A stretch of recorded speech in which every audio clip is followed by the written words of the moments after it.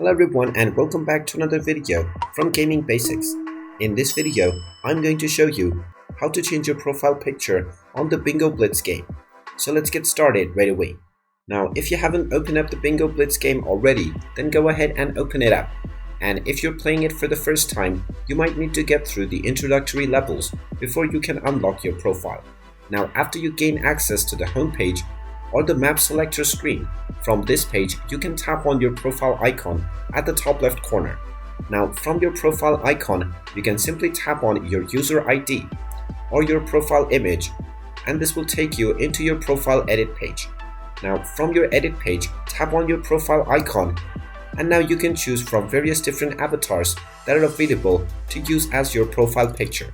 Now, you can choose any avatar that you wish that is pre-made within the game, or you can also connect your Facebook account and use your Facebook profile picture. Just tap on the profile picture that you want to use and then tap on the set button, and now your profile picture will immediately be changed.